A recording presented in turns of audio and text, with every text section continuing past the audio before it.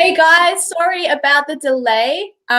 Everything is now functioning and we have the fabulous Ross Cameron here. Thank you so much for coming on. I really appreciate you giving me your time. And I know I'm a little nobody and yeah.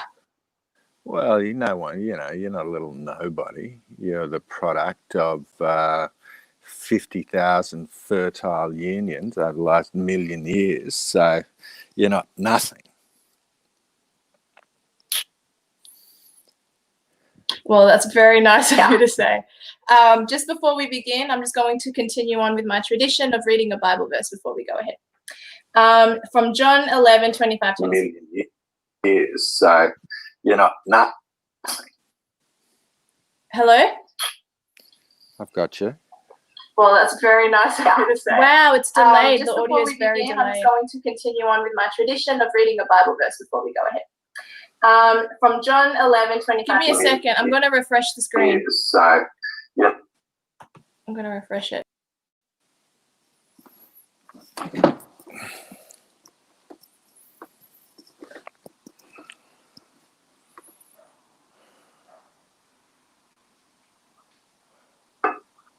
Can you hear me and see me? And are our lips moving at the right time? Perfect for me. Guys, is it delayed? I hope that's okay. You sound fine to me, but I think I might be delayed. I don't know. All right. Okay, good. Otherwise, I'll just keep refreshing it. All right. Is it delayed? No, it's delaying again. But I think I might be delayed. I don't know. All right. Okay, good. Otherwise, I'll just keep refreshing it. They said that there's no delay. Is it delayed? But the delay is on. I hear it. I hear a delay. I think I might be delayed. I don't know. All right. Okay, good. Otherwise, I'll just keep refreshing it. They said that there's no. Oh, sorry. Ignore me. I know what I've done.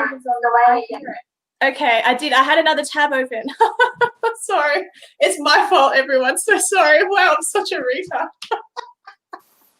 All right, we're fine. Okay. Bible verse and then questions. John 11:25-26. Jesus said unto her, I am the resurrection and the life. He that believeth in me, though he were dead, yet shall he live. And whosoever liveth and believeth in me shall never die. Believest thou this? Now, considering the times that we're in and the communisty feel of Australia and the West, I think that's a very good Bible verse because it does feel like the end times. Not that I'm going to say that outright because I'm hoping to God that things will go back to normal at some stage. So my question to you, good sir, is what are your feelings towards the state of this country and can we somehow climb our way out of it? Yeah, well, that's the right question. I don't think there's any doubt that we are, from a civilizational standpoint, in a state of decline. If we look at, a dozen of the key metrics of ascent or decline, then we are a civilization which appears to have reached its peak, its apotheosis, and begun its slide. And there are very few examples in history of cultures and civilizations that have gone through that exercise of reaching a high point of creativity, commencing a slide, and then turning it around. If we think of two, I would say that the Roman Empire in sort of 50 BC, at the time of the civil wars. There'd been sort of two civil wars, a third one underway. The assassination of Julius Caesar, things were looking pretty grim and bleak, but it's fair to say that under Augustus, the Romans turned it around. Well, we'll get to Marcus a bit later, but I mean, Marcus is sort of the end, if you like, of what Machiavelli called the Five Good Emperors, or the Pax Romana, which was 200 years of peace after Augustus. The only other real example we have of turning around a state of decline would be Israel, which is the Jews are the only example in history of a culture, for example, which had lost its language and then recovered it. We have lots and lots of examples of once literate cultures that then fell into decay. For example, we know the Mycenaeans, the Akkadians at the end of the Bronze Age were highly literate cultures with their own languages. We still haven't been able to translate, a couple of them. But they were literate, and then they lost their language and fell into a kind of terminal decline. That's what's going to happen to Australia? Sorry, keep going. Well, I think that's the risk. I mean, if we're going to be frank about it, I always, like you, want to look on the bright side, want to find the green shoots of hope. But, at the end of the Bronze Age, you had some absolutely magnificent, very advanced cultures around the Mediterranean, but they fell into a decline which lasted for 400 years, and multiple cultures collapsed at the same time. And we don't really know exactly why, but we do know what the result was, that they lost language, they lost literacy, and their trade routes collapsed, and they lost their mastery of technology. And then exactly the same thing happened to the Roman Empire. So at the end of the Roman Empire, you had, hundreds of miles, for example, of aqueducts, which were the essential artery, if you like, to provide fresh water to cities which got to be as large as, some say, Rome, might have held almost 1 million people at its peak. But in order to maintain an aqueduct, it requires an unrelenting law of physics, which is to be able to maintain a drop of 1 inch in every 200 to allow the water to flow at a speed which keeps the aqueduct healthy, but not so fast that it creates a sort of deluge.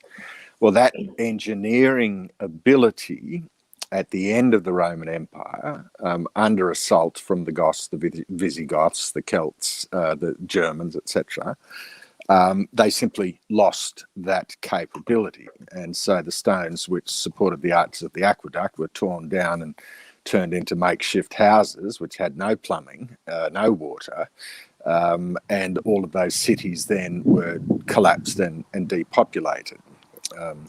I think Australia's current trajectory is probably more like Japan. I mean, these things can happen. They can happen quite suddenly, but I mean, we saw the Japanese, after the US sort of created its magnificent Marshall Plan after the Second World War. Yes. The Japanese just took on an enormous amount of public sector debt, and that created a very lethargic economy. And it meant that, the Japanese stopped having children, their birth rate collapsed, the tax base collapsed, and while the culture sort of continues, it still occupies the same sort of outward form, but it is in a permanent state of stagnation and decline. And I think sad. That's the risk for Australia. Well, can I ask you a question regarding homogeneity? So Australians are made up of so many different nationalities. I myself am a product of Spanish and Colombian. So when you say Australia, do you mean the nation itself, or do you just mean the population within, like the people? Yeah, I mean, I would say, fundamentally a nation is its people. Okay, but then there are people who come in as guests. Yeah, like my mum. Sure. Sorry. And good decision. Yes, Australia's the best. We're glad she did, but Look, every nation, there is no perfectly a homogeneous nation, and homogeneity has both attractions and drawbacks. Yeah. I mean, our principal competitor, the emerging force in this century, is the Chinese. Now, the Chinese around its fringes, China around its fringes, has quite a diversity of ethnic groups, but the underlying cohort of the Han Chinese are the same people that have been there, for several thousand years. And they derive a benefit from the fact that there is a fairly high degree of unity of purpose. And I think it doesn't matter so much what the kind of skin color of the demography is, as much as the ability to forge a shared sense of national purpose and to share in a set of values. And of course, this is one of the challenges we're seeing in the United States at the moment, that you've got a culture which seemingly has lost the ability to make peaceful decisions. And this, of course, was always the great hope and promise of democracy, that it provided a means by which to resolve differences of view among a diverse group peacefully. But once, for example, if you get to a situation where it looks to me like every time an African American, for example, is shot and killed by a police officer, no matter what the circumstances, that's the media. The city will degenerate into a crisis of mob violence. Now, once that takes place, so we had a period of time, for example, in the last 12 months, where we had effectively 50 American cities who were engaged in a sort of lawless form of looting and mob violence. Well, there's nothing new. There's nothing new about that. That is the traditional human response to grievance. The challenge is to create a culture where a large group of people, whom we describe as a nation, agree to submit themselves to a shared set of values under which nobody gets everything they want, but everybody gets enough. Do you think it's possible that the reason that... Oh, I shouldn't ask this question. Let me think how I'm going to reword it. Hang on. Do you think that a meritocracy is fair on all? Maybe that's how I'll ask it. Yeah. Well, I am a very strong believer in the merit principle. And there is a sense in which I think it is a mistake to begin with an assumption of fairness for everybody. Because, for example, there's no doubt there is a benefit and advantage for a male to be tall rather than short. And we have absolutely no control over the genetic result we get. If we go one step, if we go one step further, and we look to those who, for example, may be born with a congenital disease, and we say, well, what is the fairness bargain which is offered to that person who might be born with, bonus bifida or with, paralysis? There is no... Nature does not offer a perfectly fair result, and I think the objective is to create an environment where every human being has abundant opportunity to pursue their goals, their hopes and dreams. The more time we sit around arguing and agonizing over the differences in sort of opportunity that nature provides, I think the less progress we make. I just say, if you wish to, and this is one of the problems of, quote, an abstraction like fairness, which is, I think, a sort of new god for many who have lost faith in the traditional gods of our culture. Yeah, that's a good way to put it. You know, we've got the Australian cricket team, you know, about to engage in a series of test matches with India, as I understand. You know, and they want to hold a little barefoot protest for Black Lives Matters. Who does? Which team? The Aussie team? The Australian cricket team, yeah. This is their that is so pathetic. Okay. latest great, you know, social, political cause of Australian sport.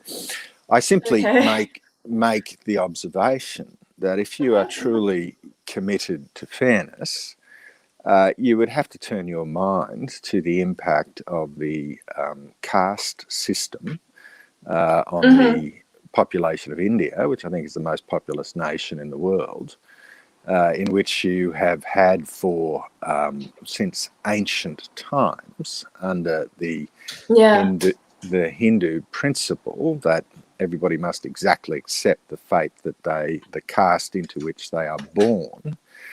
And then you wind up with at least two castes who don't even qualify to be a member of the caste system. So, for example, the Dalit, otherwise known as the untouchables, they have lived for a couple of thousand years with the most systematic discrimination which is practiced anywhere in the world. So that, for example, the tradition has been that if a Brahmin in the highest caste suffers from the shadow of a Dalit being cast over them, the Brahmin regards himself as polluted, and this created the tradition that the Dalit must prostrate himself on the ground as a Brahmin approaches to avoid the risk of casting a shadow on his body. Oh, that's sad. So, even today, a Dalit seeking to run for office in the Indian, local, state, or federal government will tend to carry his own cup, so that if anyone offers him a cup of tea, he may use his cup rather than theirs, because if he were to use theirs, he would create a degree of discomfort. Now, I'm saying to you, Dia, that if people really care about equality, then every one of us ought to be campaigning, as Gandhi did, as James Mill did, for the liberation of the Dalit. But there doesn't seem to be any great appetite for the Dalit as a black life mattering. So I'm very happy for people to care about increasing opportunity for those who've been historically subject to discrimination. But I think we ought to have the guts to pick the hard targets, the real targets, rather than the soft, fashionable, trending meme. Completely agree. Do you think Australia and Australians, you made a comment somewhere upon my research before interviewing you, you made a comment in 2017 about Australians who are too, pretty much, you used words like they were bright, but they are lazy, or you said something like that. I should have written down the specific quote, but basically I agree that we are too complacent, and we need to stop being complacent. It doesn't help the situation, because tacit acquiescence means that the less you do, the more you're saying to the government, go ahead, lock me up. And the fact that Jacinda Ardern, the fact that Anastasia Palaszczuk, these people have been re-elected, and they have implemented communist regiments into each of their respective area that they get to dictate. What the hell are Australians doing? Like, why don't you think that our culture, and when I say our, I know I'm not technically Australian, but like I am Australian, I was born and raised here. Don't you think it's bad? Our what's the word? Larrikinism. Australia is larrikinism, and we used to just work to live, but now people are just in their bubbles doing nothing. What do you think it is? Like, how do we reverse this like horrendous cycle? Yeah, I mean, I am a kind of by instinct a libertarian. my impulse is to let 100 flowers bloom, to let each person be, what they naturally are. I don't expect everyone to conform to some sort of identikit. But I do say that there is an absolutely unbreakable law of nature, which is that your communal results will relate to the aggregate of the productivity of your individual citizens. Now, I don't doubt that each of us are some fraction of what we could be. I mean, I could certainly be more productive than I am. But I do accept that, what was described as the Protestant work ethic by a great German philosopher was part of the magic of the Industrial Revolution, certainly in Britain and to some extent in Western Europe. And the idea, I mean, we get from the Jewish scriptures the idea that the curse of Adam was part of it was that we must work, we must scratch a living from the soil. And each of us winds up having to do a deal with that curse. A small fraction are perhaps born into a circumstance where they don't have to. But for those of us in the toiling masses who must provide for ourselves and our family by exertion, the productivity of each culture determines where we fall in a pecking order of quality of life. And so you will find, for example, in a range of, once great European nations, I mean, somewhere like Italy, Greece, Portugal, these places where over time, in Spain, we see the population aging fairly rapidly. We see the ratio of those who are in employment creating, for example, the tax base. As that erodes and collapses, a country is forced to make ever more difficult decisions.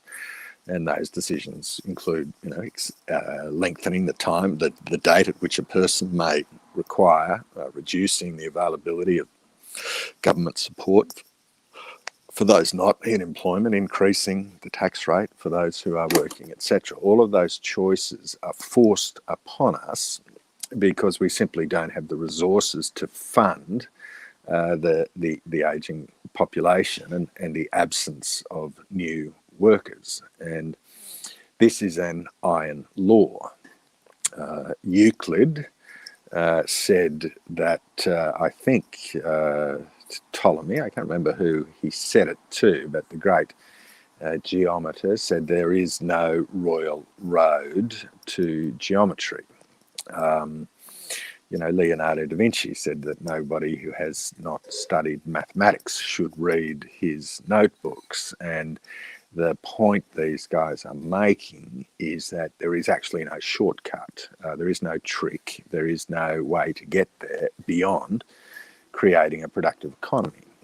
And I mean, I would say the single biggest impediment to that goal is that governments trust governments much more than they trust citizens. And what governments ought to be doing is creating an ever-expanding realm of freedom, giving greater opportunities for entrepreneurship, providing a reward for effort and for risk-taking behaviour. And also that means allowing some people to get rich. And in fact, I think it was it, I'm just wanting to remember which of the Chinese premiers it was who said that we must allow some to get rich first. And I think that willingness to allow differences in outcomes related to differences in appetite to work, to take risk, is absolutely critical. And I note you begin with a Bible verse. I mean, I was always sort of surprised. I understood the other 9, but I always wondered why "thou shalt not covet" made it into the top 10. But we can assume that Moses was a genius. He was guided by God. We may argue or discuss the extent to which he was acting as a scribe. But nonetheless, the principle, the impressive thing about the Big Ten is that they have survived intact for this long. And even though they may be, observed in the breach, they nonetheless have survived as a kind of means of ordering peaceful societies. And I just merely note that "thou shalt not covet" is one of the 10 highest values of the ancient Hebrew culture. And I think there is a kind of genius in it. There is a benefit in it that by allowing each person to do the thing that they love the most and are best at, the whole community derives a benefit. So there may be some who prefer to, live in a shack by the beach and be available at a moment's notice for a really nice, right-hand breaking swell. Others wish to to invent new things and build new industries and to work, night and day to accumulate wealth. And I just say the interest of the society is that we create the maximum amount of space for everyone to be themselves. If we could build an imaginary society, or let's say we could build up Australia and everyone in Parliament, everyone said, okay, we don't know what to do, let's start from scratch. And you were allowed to do everything you wanted what kind of society do you think would work better than a capitalist democratic society? Do you think maybe an anarcho-capitalistic society would be better? A theocracy, an oligarchy? If you could, what do you think you would, how would, do you understand my question? And if so, go ahead. Sure. To be king for a day or for a year.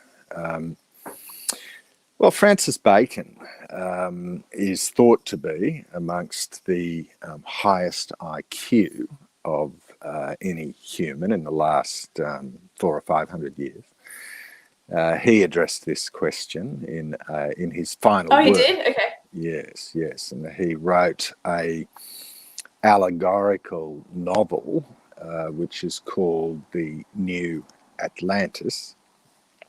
I love Atlantis. Yeah. Yeah. Well, the concept of it. Sorry. Yeah. And there is still some argument among scholars, while it's unfashionable to believe that there may once have actually been an Atlantis. Certainly Plato seemed to believe that there was, and indeed there are now a number of scholars who will admit to suspecting that Atlantis may indeed have been a real place, but no scholar who wishes to keep his job will admit it while he or she is in a role at a university. But once they retire, they're inclined to say, maybe the legend has some basis in historical fact. But Francis Bacon's example was certainly an allegorical one. But he talked, his principle was based on a Christian consensus. But he, in this New Atlantis, he describes the arrival, the sort of literary motif of the book is a ship of English mariners who get blown off course and find themselves by accident, but gratefully on the shores of an island. And while they are recuperating from sickness, as guests of the Commonwealth of the New Atlantis, they learn about the principles in which it is organised. And they had the first principle they had was they wished to remain obscure and anonymous.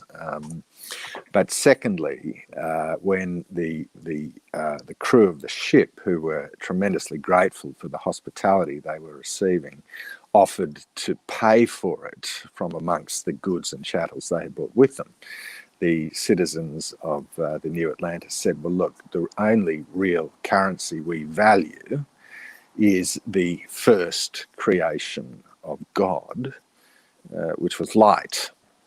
And that this was a culture which was totally focused on the acquisition of new understanding of the natural world. And, Bacon creates this, house of the 6 days, which is a reference to the Genesis creation story of where it sounds like it. Where they wish to understand the nature of things, and they were heavily. Bacon goes through, and in what is quite a prophetic sort of statement, he talks about a culture which is dedicated to the acquisition of understanding and knowledge of the elements and of science.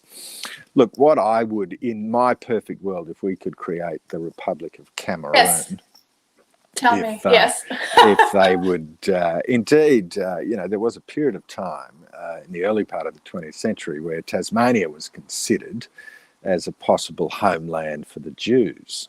And this was promoted by one entrepreneurial bloke and received tacit interest or support from the then Premier of Tasmania. But the advocate of the project went down into down the Franklin River and got lost and never returned and never found. And that was the end of the idea. But I've often sort of fantasized, wondered what would have happened if we had given Tasmania to the Jews rather than Israel. What sort of a state would they have created? And wow, I never thought of that. Frankly, I think that would be not a bad start if you had given Tasmania to the Jewish diaspora and said, do with this state whatever you wish. I suspect they would have created a far more interesting environment than what has become. I mean, to be fair, since the election of the Liberal government in Tasmania, they have made significant progress. They're less of a mendicant state than they were. But I see, dear, the critical question of governance, okay, is your system built around the interests of citizens, or is it built around the interests of the government? And as John Stuart Mill said, the central sort of domestic contest of history through every culture is the tension between the ambitions of the state to acquire power and control and the needs of the citizen for freedom and individuality. And John Stuart Mill said that the presence of eccentricity was the critical indicator, the canary in the coal mine of whether you have a culture which is built around the freedom of the citizen. David Hume, the great figure of the Scottish Enlightenment, who was both, one of our greatest ever historians, but also one of our most important philosophers. He wrote something called the Ars Poetica, which was his having written the history of England from the invasion of Julius Caesar to the revolution of 1688. So he wrote sort of 1700 years of history in one work. He then sat down and said, well, what do we learn about the flourishing of the arts and sciences in different periods of history? And why is it that we see these extraordinary moments of sort of fertility, like the golden age of Athens for 150 years, producing some of the most beautiful prose and poetry and the most profound philosophy coming from this little aggregate of islands, which and city-states spread around the both Asian and European coast of the Mediterranean.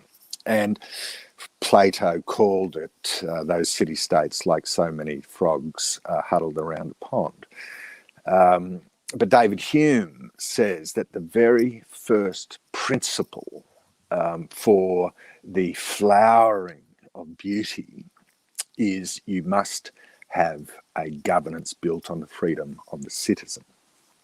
And Hume argues that what history shows is that the greater the degree of concentration in power of the state, the lower the probability that anyone is going to produce anything of creative genius. And this, of course, is the problem of something like the monolithic response we have had to the coronavirus, is that it produces a kind of sameness in outlook and mentality. It seeks to hook everybody up to the umbilical cord of the state. It seeks to turn everyone into a dependent serf.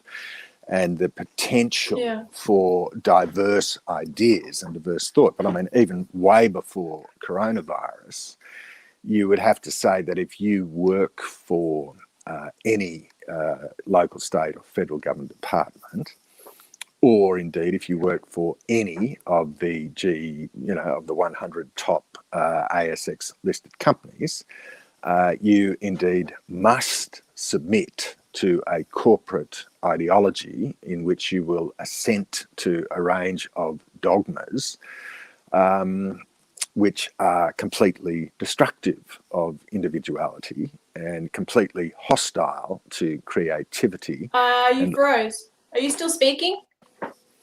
I am, yeah. You've just lost my greatest pearls of wisdom. Okay, I'm going to refresh it. Oh, no. Hello? Hello. I can hear you perfectly. Can you see me? I can see you. I can hear you. Okay. Okay, good. You froze. Or maybe I froze on. Maybe other people saw me freezing. But yeah. Okay. Did you finish your response, or did you want to maybe reiterate the last point? Well, look, the punchline is the simple thing is that in this contest, which John Stuart Mill described, between the unlimited ambition of the state for control and the need of the citizen for freedom, I would set the dial very, very heavily in favour of the freedom of the citizen. And that is the underlying principle. The second principle I would have is a very wide tolerance for dissent and disagreement, but a very low tolerance for violence. And that's the basic rule. That's the simple threshold test, that you may hold whatever opinion you like, but you must hold it peacefully. And yeah, that would be my my broad brush approach. I think I agree with the analysis. Let me ask you a question about the Liberal Party, which you sat for from, what was it, 1996 to 2004? So, yeah, I was a member of the party from the age of 16. I was a member of Parliament for 3 elections, 3 terms under the Howard era. I'm currently a suspended member of the Liberal Party because I was punished for holding an opinion which was at variance to the orthodoxy or the factional power brokers. That's my point. Okay, so I have noticed I've been making videos for about 3.5 years on politics, and I've tried to sort of change the trajectory of my channel to more issue-based things because politics is just ridiculous at the moment. But I've gone back to politics. So my last couple of videos have been all politics. But the reason I ask is because I used to say I'm a conservative. I used to say I'm Christian and I'm a conservative. These are my titles. These are the titles that I love. Now, I still hold the Christian, but the conservative, I don't, because the Liberal Party of Australia is supposed to be our mainstream conservative party, right? But they're the party that introduced abortion. They're the party that introduced non-traditional marriage. They're the party that have really gone against biblical values. So how can they call themselves conservative? And they're also a party that are afraid of me. Like somehow I'm going to take them down for showing up at a fundraiser.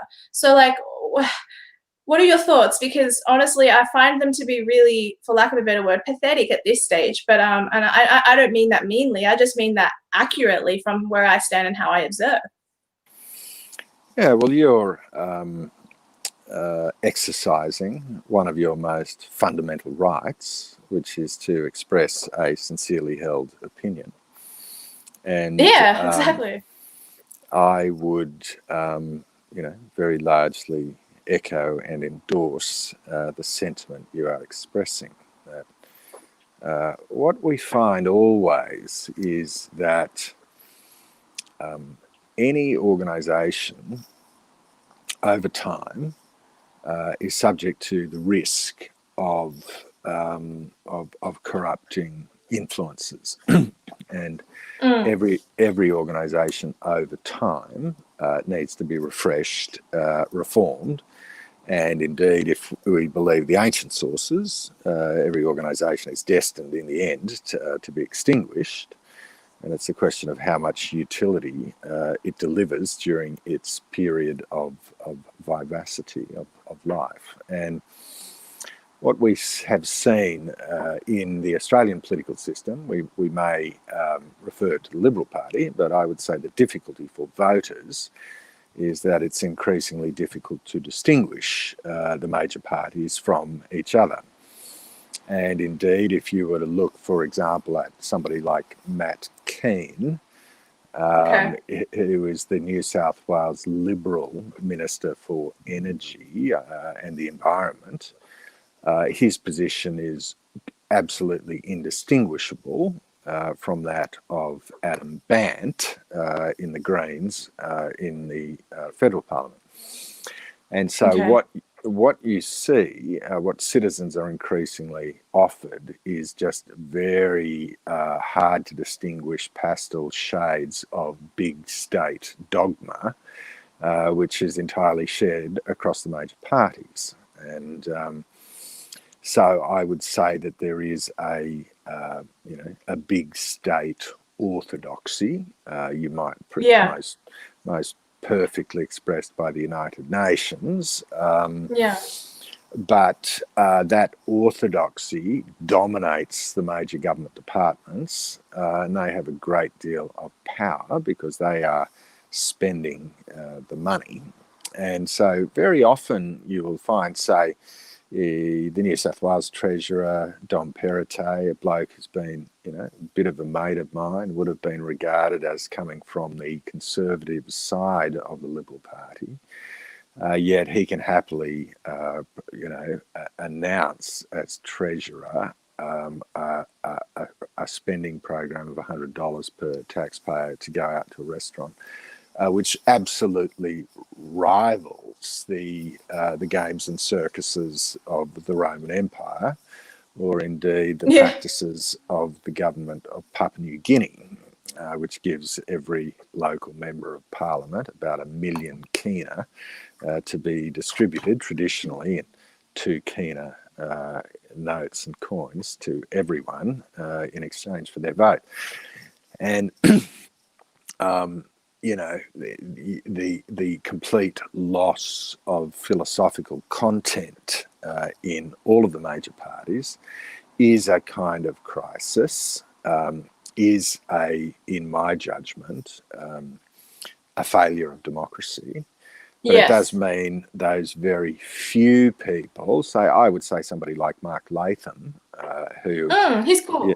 As you know, has been through, he's a former leader of the Federal Labor Party, then briefly a member of the Liberal Democratic Party, now New South Wales head of the One Nation Party. But at least you get in Mark Latham, you get an original analysis, a guy who is actually acting on his own opinion rather than simply acting as a ventriloquist dummy for the powerful institutional forces around him. But there are, regrettably, very few.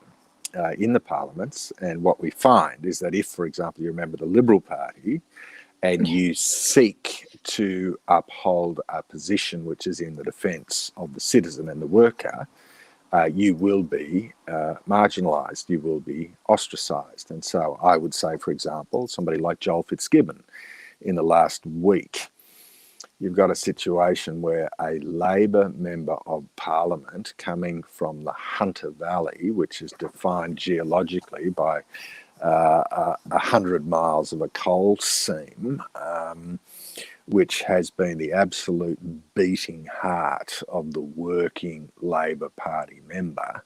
But that working Labor Party member has been entirely betrayed by the Labor leadership, who is doing everything in their power to destroy the industry, which is putting bread on the table of the workers who are presumably paying Labor Party dues.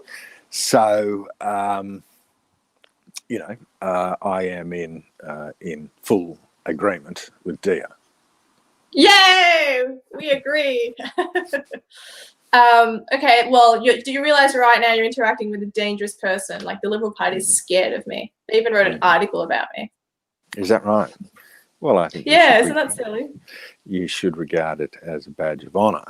Thank you, I do. I didn't at the time, I do now. I think it was John Howard who said that if you meet a person in politics who has no detractors, you are meeting someone who has never achieved anything. And wow, I've achieved plenty. Certainly, that is my view. If you ask me, what do I respect and admire in politicians in whatever country, I would say I'm almost down to the single ingredient of courage to sincerely express your rational opinion. And because now it does require a very great deal of courage to sort of stand up against the machine. It does. Somebody, for example, like Professor Peter Ridd at James Cook University, who is a marine biologist, who spent his entire professional life studying the Great Barrier Reef. Beautiful. And when all of the cheering sort of chorus of the establishment around him was putting on sackcloth and ashes and lamenting the destruction of the Great Barrier Reef, for example, by the proposed so biblical. by the Adani coal mine, sort of, 400 kilometres inland from the reef. And Peter Ridd came out and said, well, look, I'm sorry to disappoint you, but the Great Barrier Reef is in, quote, rude health. Well, for the crime of expressing his professional opinion, Peter Ridd was immediately sacked by Jesus. I hate that. And what it tells you is, indeed, there is a whole range of opinions which a person may not hold if they also wish to hold a job in these establishment institutions. And so to have the guts, this is not a new thing. Indeed, throughout history, we have seen these factional cabals accumulate power and use that power to suppress alternative opinions. And that's pretty much where we are right now. It is. Yeah, we're back there. From every century, probably keeps happening. All right, so now it's time for audience questions. Dia, what are Ross's thoughts on the Great Reset? Yeah, well, the Great Reset, along with phrases like the new normal or the post-COVID normal, is an expression of the fantasy, in my view, of the central institutional powers who wish to take the opportunity of a virus to further concentrate power in the hands of the state.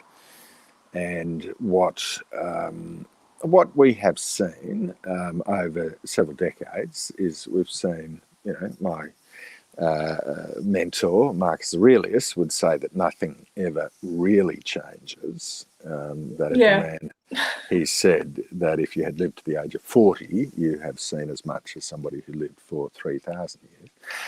But what we're seeing is a group of state-funded bureaucratic cheerleaders who hope to use the vulnerability created by this, what I regard as a faux pandemic, to massively increase the concentration of power in the hands of the state, and most particularly by wielding a club like, for example, climate change, which is this completely,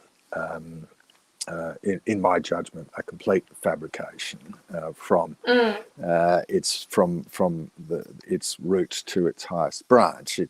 Climate change is a doctrine which has been entirely the religion.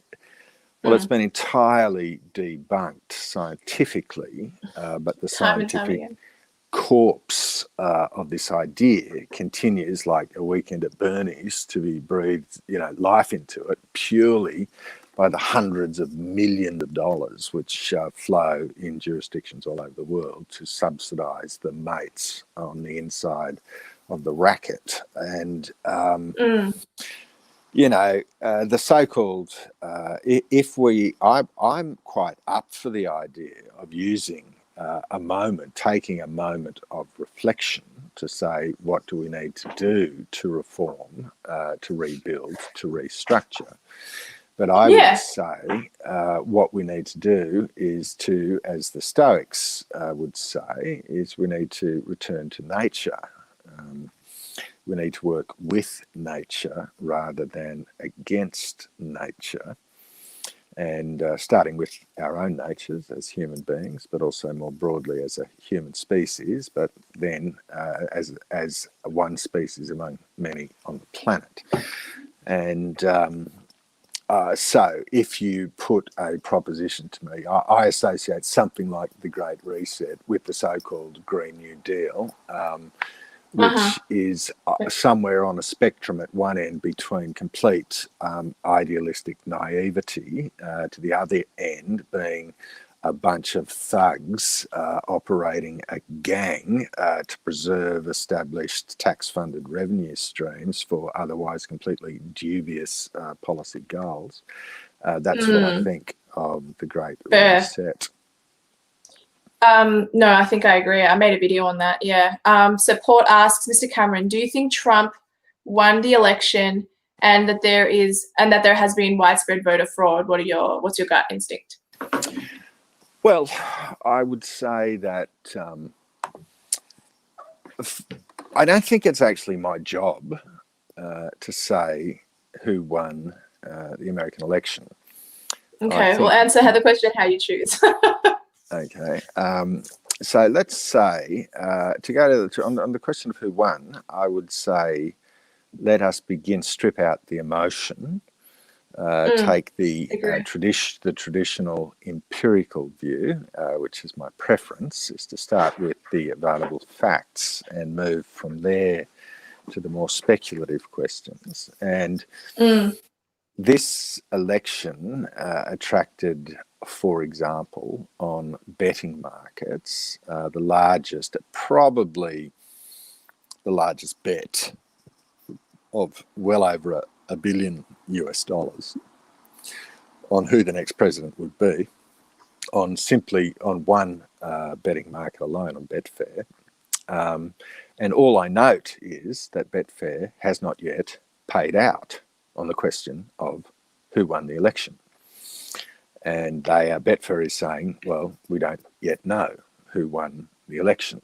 And I am inclined to take the same view as Betfair. It is not my job to say who won, or the media's job to say who won, but the United States has a constitution which governs its democracy, which will determine who won. And we will find out, presumably, when the College of Electors gathers to confirm the nominee. Now, if you move to the next question and say, was there widespread fraud? I'm sorry, I changed the question. Okay. No, that's right. Finish answering the other one. The widespread voter fraud, or election fraud, whatever words you want to use for it. Okay. Well, look, even though those are two separate things. Yeah.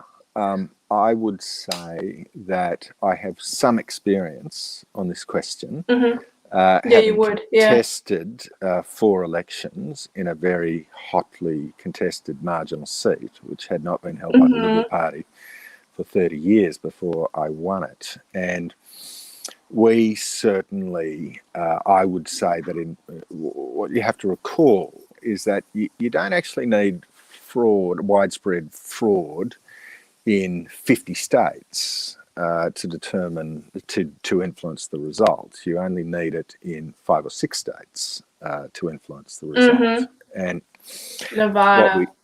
What we know is, for example, what we have just learnt is that, for example, Mark Zuckerberg donated in the months before the election $350 million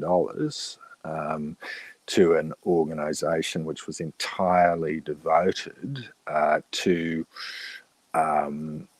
enhancing the democratic vote in a relatively small number of so-called battleground districts. I agree with Joe Hockey that if you look at the question of fraud generally, fraud operates where there are a number of elements present. Number one is that there is a substantial benefit available to those who can change the result of a contest. And let's admit that in this case, we're talking about the biggest prize in human history, which is grantable to mortals by mortals, which is the White House, the presidency of the United States. So it's a very, very, very big prize. The second thing that you need for fraud to flourish is complexity. And because you have a situation where the US Constitution granted to each state the ability to make their own rules, you wind up with an absolute myriad of complex rules. And so you've got situations where it is not within the power of the governor to make an edict, for example, in relation to mail-in voting, but it must be made by the Congress. But in one state in particular, you've had the entire electoral mail-in voting process legislated by the governor. And it seems that he had absolutely no constitutional power to make that judgment. And so then you get, situations where you've got something like, if I'm just looking for indicators, and I would say to you, Dia, that before giving you a really definitive answer, I would say, I would like to study the evidence more closely. I would like to be a participant in the system. But I just note something like you have 450,000 ballots, which are Biden-only ballots. And so that means you've had someone who's gone to the trouble of getting a ballot paper, of marking the ballot paper, but choosing only one candidate and leaving all of the downline candidates completely unmarked. So sending back a totally incomplete ballot paper. And what we are seeing apparently is an intense concentration of those 450,000 Biden-only ballots only in the swing states, in the battleground districts. And so that would say to me, that would certainly raise a question in my mind. So the answer is I don't know, but I don't resent the idea. The last point I would make, since it is the sort of issue du jour, is that you have the probability that there may indeed, and probably has been, levels of voter fraud which have been taking place for decades. And we know that a number of these states, I mean, Tammany Hall is was the democratic machine that, ran one of the world's great cities for decade after decade, because the democratic establishment had just accumulated, in collusion with the trade union movement, complete control of the judiciary, of the school boards, of the legislature, of the governor's office. And over time, when you get that entrenching of power, you get a level of tolerance towards certain practices which would not happen in the absence of such complete domination by one faction over all others. So it's possible that that Trump is in effect the lightning rod, which is drawing attention to practices which in many states have probably been taking place for decades. Yeah. Okay.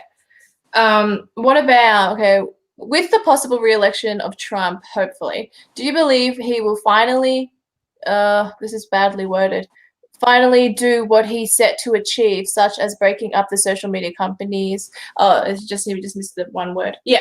Or do you think he will finally, if he's re-elected, social media companies, will he break them up? Does he have that power?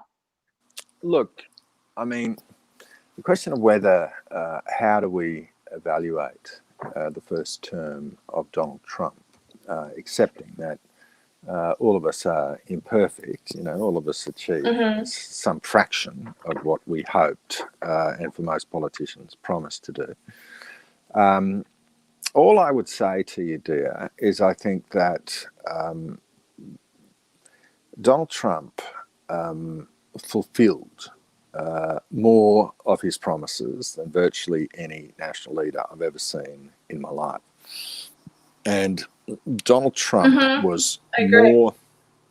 So Donald Trump, now he didn't achieve everything, and the wall. different. I mean, he's nearly completed the wall. I mean, the wall will be completed, and once it's finished, everybody will say, "Why didn't we do that before?" Yes. That way, my people can stop entering the country illegally. Yeah, and Trump is not saying Trump is not saying that he doesn't want new entrants. He's just saying that you must. The first duty of a government is, it's not a question of discrimination. It's a question of competence. That once a state it doesn't offend me. Ability to control their own border, then they have lost the ability to govern. But yes. Look, the things that I loved the most about the Trump administration in its first 4 years was that I think Trump retained this sense of not being a hostage to the massive entrenched vested interests of the big state, including, as your viewer refers to, the major technology corporations, which have entered into a collusive relationship with the big state against their own users. Along with, and so what we see is just this massive alliance between the state bureaucracies, the intelligence agencies, the universities, the trade unions, the big technology companies, the NGO sector, and the multilateral agencies like the UN, who have realised they don't actually need the citizens, that if they will just stick together in a tight collusive relationship, they can keep the show going just as they like without the benefit of citizens. And Donald Trump was the first genuine outsider to come along for a very long period of time and say, you know what, I don't buy it. I don't think this is working for the ordinary American citizen. So, I loved the fact that he was able to achieve an immediate, very substantial tax cut to say that, well, we wish to leave more bread on the table of the citizen and less in the pockets of the bureaucracies. I like the fact that Donald Trump started no new wars. And, I find it very, as a peace-loving person, your hero, Jesus of Nazareth, left the highest accolade of all in his most famous speech, the Sermon on the Mount, when he said, "Blessed are the peacemakers, for they shall be called the sons of God." And You're not a Christian, are you? there is no sort of higher compliment available in that magnificent speech. But Donald Trump is not just did he start no new wars, but indeed he made 4 extraordinary peace agreements, including between Saudi Arabia and Israel. Now, North Korea. people have been talking about peace with Israel for generations, ever since I was a child. Donald Trump seems to, for the time being at least, to have achieved it. So I absolutely loved the emphasis on peace, and I think people are very, irrational to object to the brash and at times admittedly rough-edged tone of Donald Trump's tweets. But when I look at his actual policies, I find a guy who is actually delivering peace, where previously, certainly since George W. Bush, but even before, what successive American presidents have basically gone around the world starting wars. Donald Trump is ending them. So all of that, I absolutely love.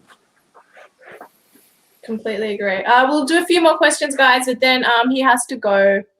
So Bornordnik asks, "Dear, has Ross got any political ambitions in the future?" I suppose it depends how bad it gets, dear. I mean, I know, right? I think that's a very good answer. Look, it's. I wouldn't say that I've, shaken the dust off my feet, never to return to Jerusalem. But I don't covet a political life. Many don't.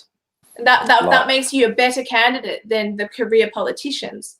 It's the ones who don't want to do politics that are more trustworthy. Sorry, I didn't mean to interrupt you. Keep going. Well, maybe you should have a go. I would. No. The white nationalists won't accept me. They wouldn't vote for me anyway. I was like, oh well, I think if Anastasia Palaszczuk can get elected, dear Beltran certainly should be able to. I'd vote for you. Thank you. You're so kind. Sorry, I lost track. What was the question? You don't want to, but you may have to because you don't like the current direction of our country. Correct? Look, yeah. That'd be a decent summary. Okay. Lindell. Oh, did you want to add to that or not? No. Okay. Do you think it was premature of Scott Morrison to call and congratulate Joe Biden on winning the election last week? I'm going to do one more question and then we're done. Yeah. Look, I mean, I think it was. I note that we were amongst the earliest to jump in. And I don't think there is a president-elect. I think when Betfair pays out, that'll be, a decent starting indicator. I accept that it's easy for me from some distance to be sort of lecturing the Prime Minister on what is inevitably a discretionary judgment. And I can understand why he might want to be at the sort of front of the queue. But, I regard it as premature, and I think it is a kind of bullying behaviour when the US Constitution provides a process for confirming a president-elect, and that process has not yet taken place. Mm-hmm. So, Steve Ali, Yeah, go Yeah, ahead. keep going. No, keep going. Worst Well, I case. mean, the worst case scenario for Australia is, I mean, you could have a situation where, I mean, Betfair currently has Donald Trump at 17-1, which means he is a remote chance, according to that logic, but he is nonetheless still a chance. I mean, the ball will land on the number 17, once in 17 rolls. The worst case scenario for Australia would be to find a situation where, the Trump campaign won a key court case in the state of Pennsylvania and dragged the thing back into play, could get both sides back to sort of 270 votes each, and a situation where the Congress was having to make the final judgment, and you've already had Australia on the record endorsing one side or the other. It's a risk. It's a remote risk. It is a risk. It's real. Yeah, pretty sure. So yeah, I would not have done it myself, but I'm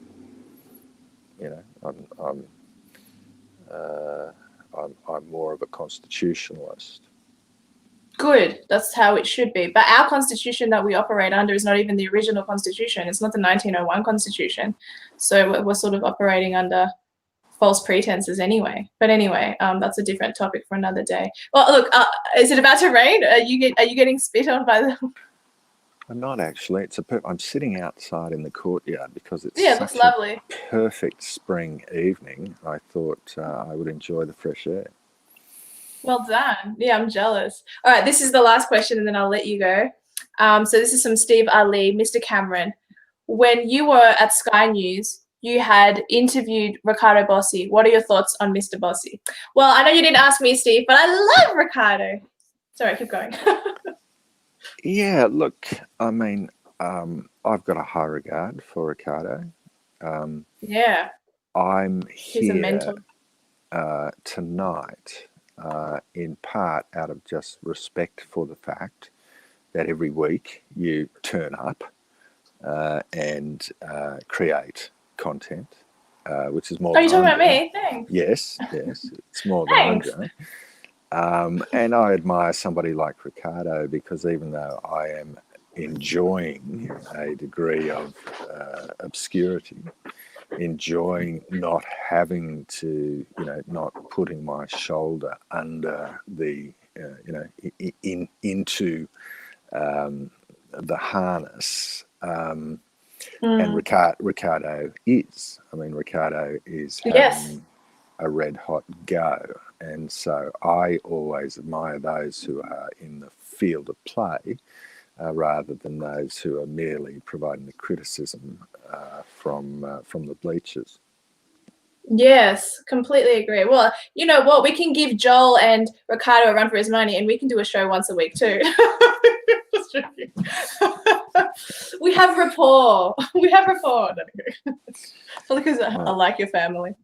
Well, Marcus Aurelius says that it is difficult not to tire of one's friends, even as difficult as it is not to tire of oneself.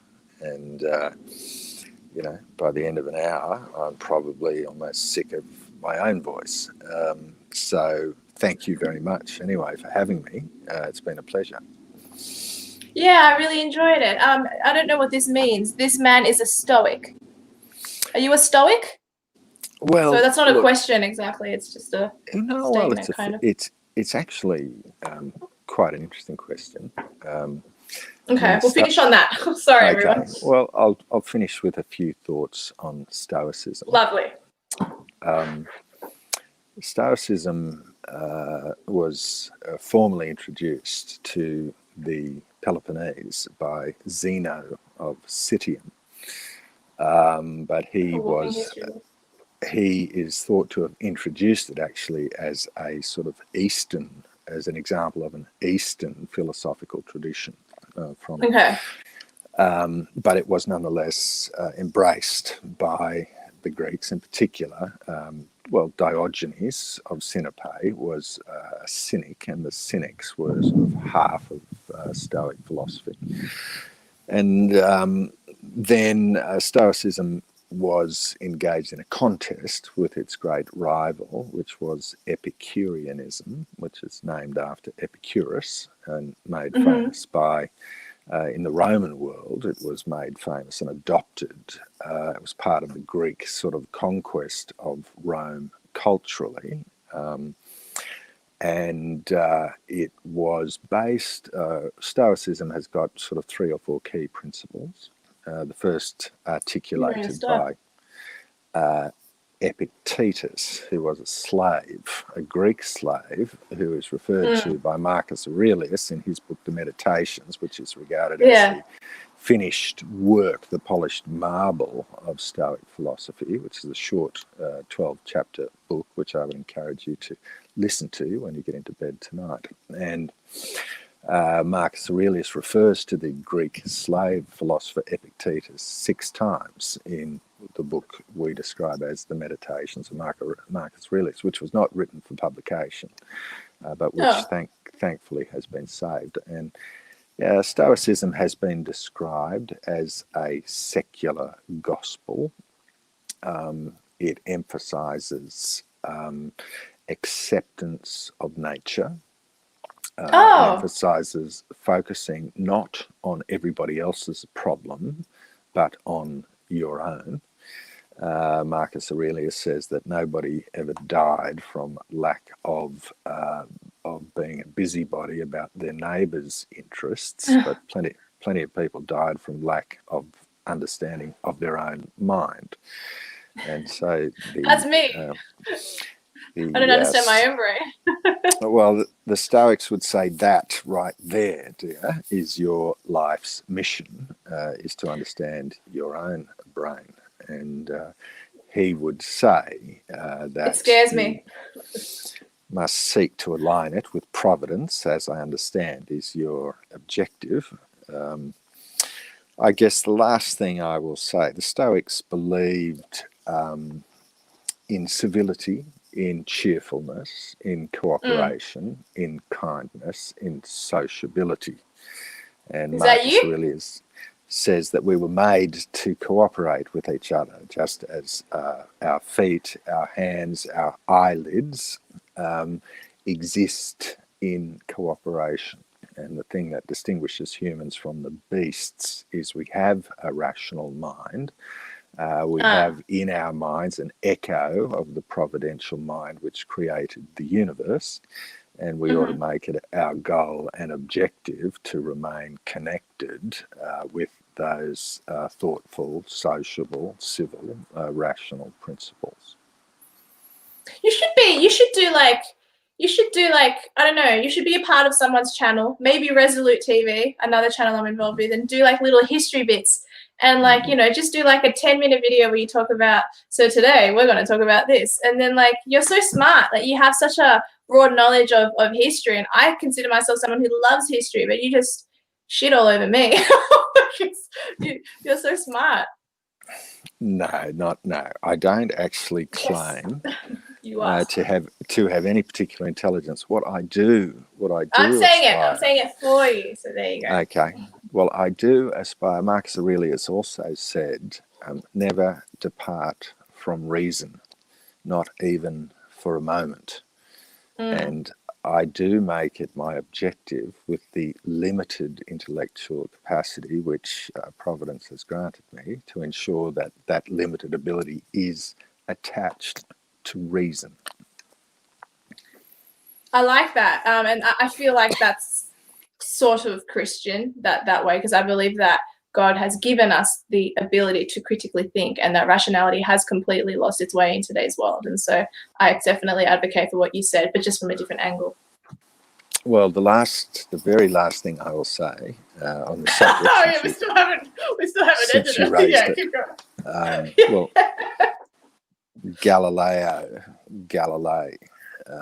who is the first human to look closely upon the face of the moon, said that I do not believe God gave us a rational mind and intelligent thought in order that we may not use it. And I agree with Galileo. Good old Galileo. All right, guys, I'm going to end the broadcast. Thank you so much for coming and watching. Sorry about the delay, but we definitely made up for that last, the original 10 minutes that we were late for. So, and then some. So I hope everyone enjoyed this stream, and thank you so much, Mr. Cameron, for joining me. I really do appreciate it. It's extremely kind of you. It's a pleasure. Bless you. Go well. Yeah. Thank you. All right, I'll end the broadcast. Don't leave the studio yet. Hang on. And